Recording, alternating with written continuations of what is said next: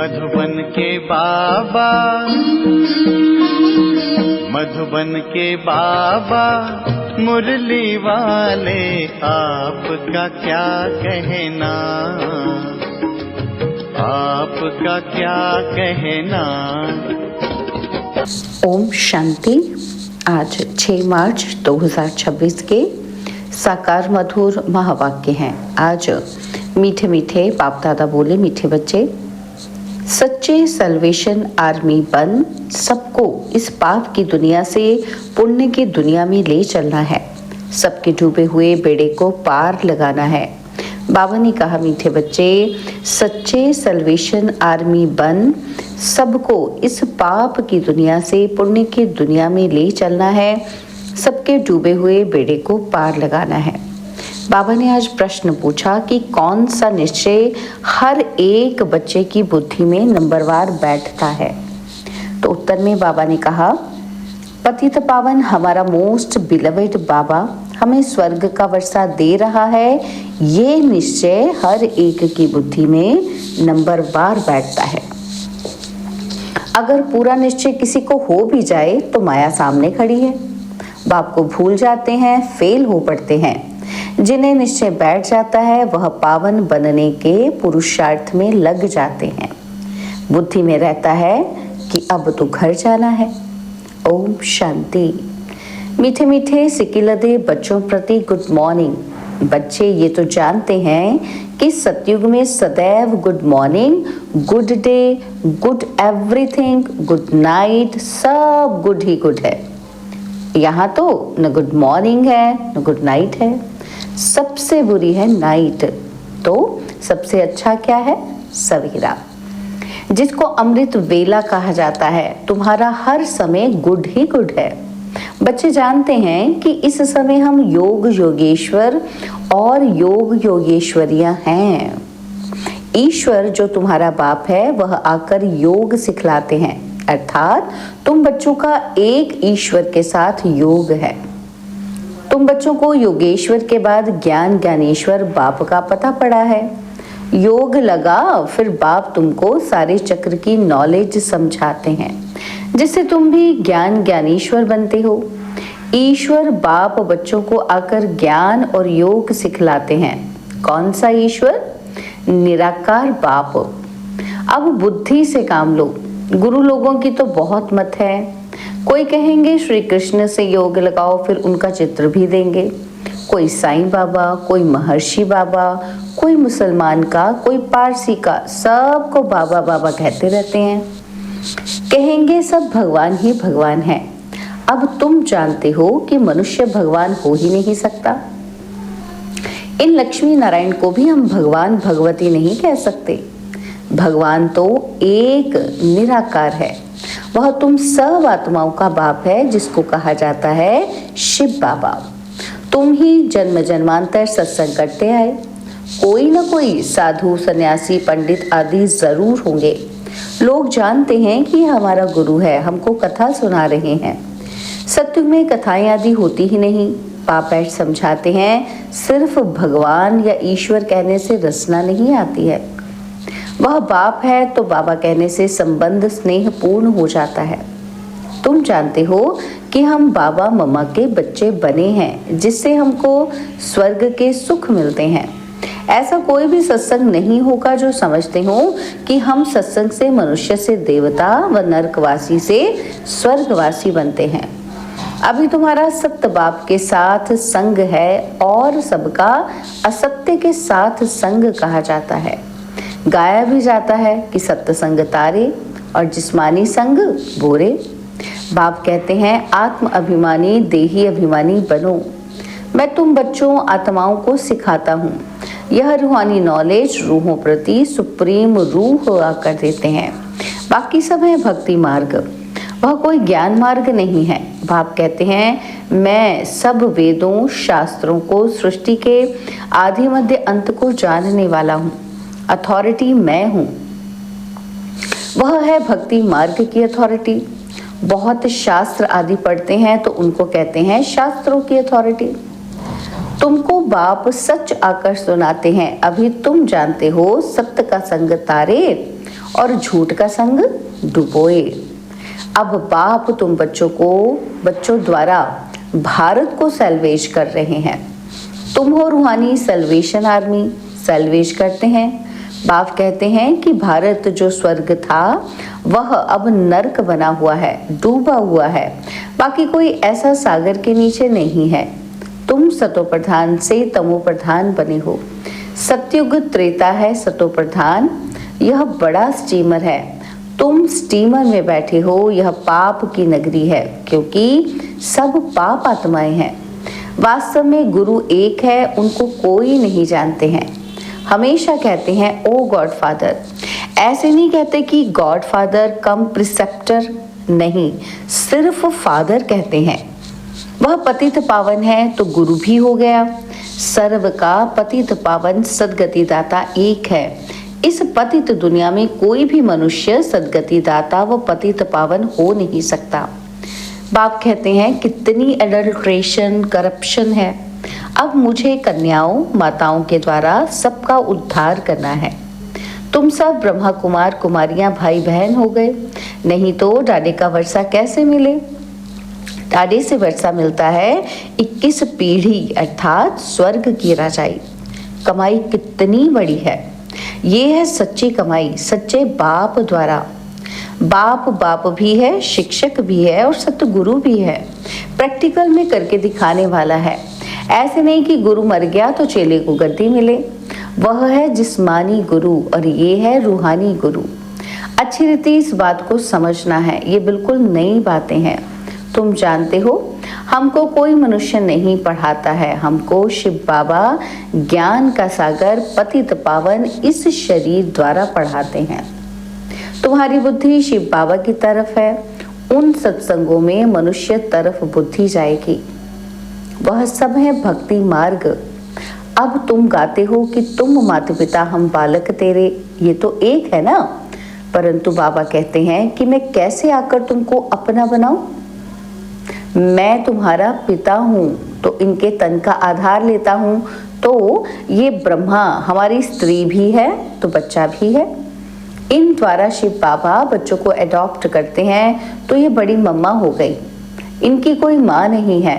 सरस्वती को जगत अम्बा कहा जाता है। उनको तुम्हारी संभाल करने के लिए मुकर्रर किया। सरस्वती ज्ञान ज्ञानेश्वरी ये है छोटी मम्मा। यह बड़ी गुह्य बातें हैं। तुम अभी ये गुह्य पढ़ाई पढ़ रहे हो, तुम्हें विद रिस्पेक्ट पास होना है। ये लक्ष्मी नारायण विद रिस्पेक्ट पास हुए हैं।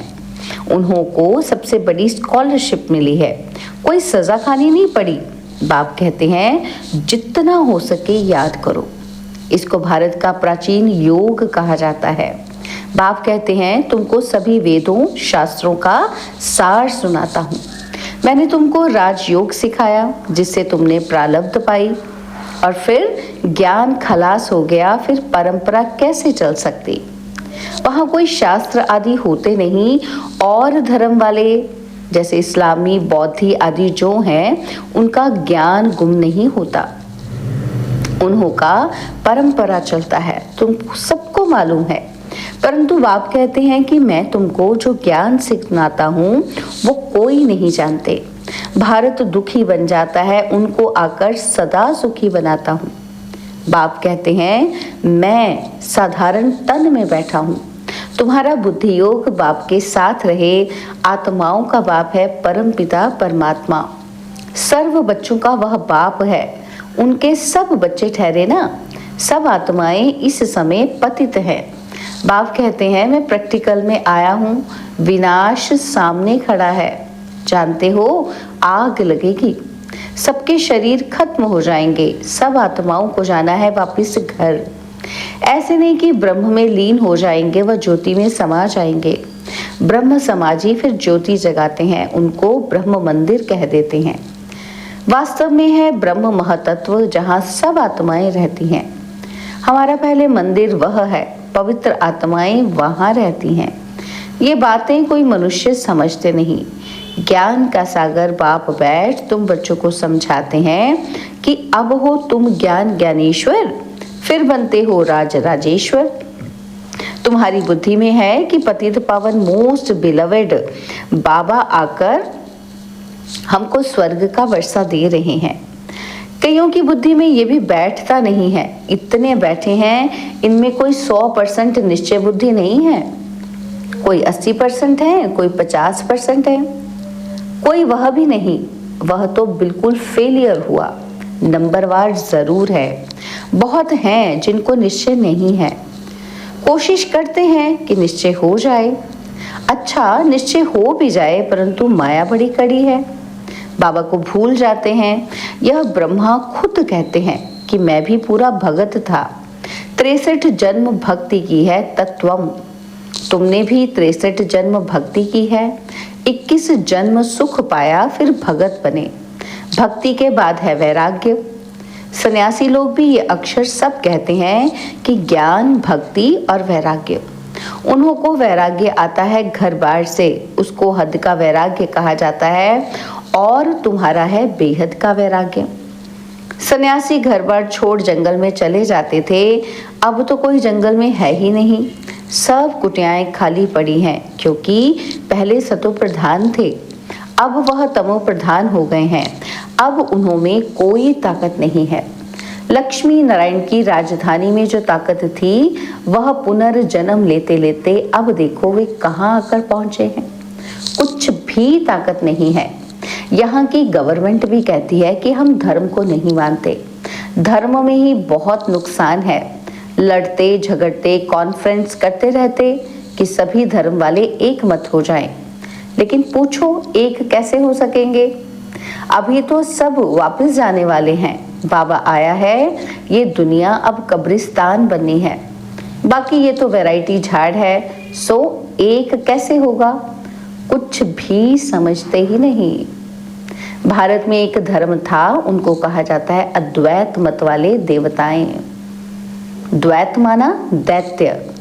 बाबा कहते तुम्हारा ये धर्म बहुत सुख देने वाला है।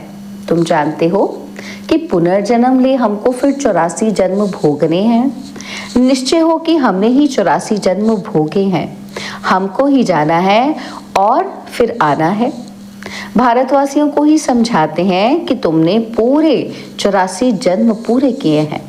अब तुम्हारा ये बहुत जन्मों के अंत का जन्म है। सिर्फ एक को नहीं कहते, पांडव सेना को समझाते हैं कि तुम पंडे हो, तुम रूहानी यात्रा सिखलाते हो, इसलिए पांडव सेना कहा जाता है। राज्य अब न कौरवों का न पांडवों का है। वह भी प्रजा, तुम भी प्रजा हो। कौरव और पांडव भी क्या है? प्रजा। और तुम भी क्या हो? प्रजा हो। कहते हैं कौरव पांडव भाई भाई। पांडवों की तरफ है परमपिता परमात्मा। बाप ही आकर माया पर जीत पहनना सिखलाते हैं। तुम आदि सनातन देवी देवता धर्म वाले अहिंसक हो। अहिंसा परमो धर्म। मुख्य बात है काम कटारी नहीं चलाना है। भारतवासी समझते हैं कि गौ का कोस न करना यही अहिंसा है, परंतु बाबा कहते हैं काम कटारी नहीं चलाओ, इनको ही बड़े से बड़ी हिंसा कहा जाता है। सतयुग में न काम कटारी न लड़ाई झगड़ा चलता है। यहाँ तो दोनों है। काम कटारी ही आधि मध्य अंत दुख देती है। तुम सीढ़ी उतरते हो। 84 जन्म तुम भारतवासियों ने लिए हैं। इन लक्ष्मी नारायण का राज्य था और फिर पुनर्जन्म लेते हो। एक एक जन्म एक एक पौड़ी है। यहाँ से तुम एकदम जंप मारते हो ऊपर। 84 पौड़ियाँ उतरने में तुमको 5000 वर्ष लगते हैं और यहाँ से फिर तुम सेकंड में चढ़ जाते हो। सेकंड में जीवन मुक्ति कौन देता? बाप। अब सब एकदम पट में पड़े हैं। अब बाप कहते हैं सिर्फ मुझे याद करो। ये बुद्धि में याद रखना है कि अब नाटक पूरा हुआ, हमको वापस घर जाना है। हमको अपने बाप को और घर को याद करना है। पहले बाबा को याद करो, वह ही तुमको घर का रास्ता बताते हैं। बाप की याद से विकर्म विनाश होंगे। ब्रह्म को याद करने से एक भी पाप नहीं कटेंगे। पतित पावन परमात्मा ही है। वो कैसे पावन बनाते हैं ये दुनिया में कोई समझ ही नहीं सकते। बाप को आकर स्वर्ग की स्थापना जरूर करनी है। बाप आया है तो तुम बच्चे जयंती मनाते हो। कब आया ये नहीं कह सकते कि इस घड़ी इस तिथि तारीख आया। शिव बाबा कब आया कैसे कह सकते। साक्षात्कार तो बहुत होते हैं। पहले हम सर्वव्यापी समझते थे या कह देते थे कि आत्मा सो परमात्मा है। अब यथार्थ मालूम हुआ है। बाबा दिन प्रतिदिन गुह्य बातें सुनाते रहते हैं। तुम साधारण बच्चे कितनी बड़ी नॉलेज पढ़ रहे हो। अच्छा, मीठे मीठे सिकिलदे बच्चों प्रति माता पिता बाप दादा का याद प्यार और गुड मॉर्निंग। रूहानी बाप की रूहानी बच्चों को नमस्ते। हम रूहानी बच्चों की रूहानी बाप दादाजी को दिलवाचान सिकवा प्रेम से नमस्ते। ओम शांति। प्यारे बाबा, मीठे बाबा, मेरे बाबा, शुक्रिया बाबा, शुक्रिया बाबा, शुक्रिया। धारणा के लिए मुख्य सार है। पहला पॉइंट है विद रिस्पेक्ट। पास होने के लिए सजाओं से छूटने का पुरुषार्थ करना है। याद में रहने से ही स्कॉलरशिप लेने के अधिकारी बन सकेंगे। सेकंड पॉइंट है सच्चा सच्चा पांडव बन सबको रूहानी यात्रा करानी है। किसी भी प्रकार की हिंसा नहीं करनी है। बाबा ने आज हमें वरदान दिया, लाइट हाउस की स्थिति द्वारा पाप कर्मों को समाप्त करने वाले पुण्य आत्मा भव। लाइट हाउस की स्थिति द्वारा पाप कर्मों को समाप्त करने वाले पुण्य आत्मा भव। जहाँ लाइट होती है वहाँ कोई पाप का कर्म नहीं होता है। तो सदा लाइट हाउस स्थिति में रहने से माया कोई पाप कर्म करा ही नहीं सकती। सदा पुण्य आत्मा बन जाएंगे। पुण्य आत्मा संकल्प में भी कोई पाप कर्म नहीं कर सकती। जहाँ पाप होता है वहाँ बाप की याद नहीं होती। तो दृढ़ संकल्प करो कि मैं पुण्य आत्मा हूँ, पाप मेरे सामने आ नहीं सकता। स्वप्न व संकल्प में भी पाप को आने ना दो। स्लोगन है जो हर दृश्य को साक्षी होकर देखते हैं वही सदा हर्षित रहते हैं। जो हर दृश्य को साक्षी होकर देखते हैं वही सदा हर्षित रहते हैं। बाबा के व्यक्त इशारे निश्चय के फाउंडेशन को मजबूत कर सदा निर्भय और निश्चिंत रहो। बाबा कहते हैं निश्चय बुद्धि बच्चे सदा हर्षित और निश्चिंत रहते हैं। चिंता खुशी को खत्म करती है और निश्चिंत हैं तो सदा खुशी रहेगी। जब किसी भी बात में क्यों हुआ, कैसे हुआ, क्या होगा ये प्रश्न आते हैं तब चिंता होती है। क्या, क्यों, कैसे ये चिंता की लहर है। कई फिर कहते हैं कि मेरे से ही क्यों होता है, मेरे पीछे ये बंधन क्यों है, मेरे पीछे माया क्यों आती है, मेरा ही हिसाब किताब कड़ा है क्यों। तो क्यों आना माना चिंता की लहर। जो इन चिंताओं से परे हैं वही निश्चिंत हैं। अच्छा, ओम शांति।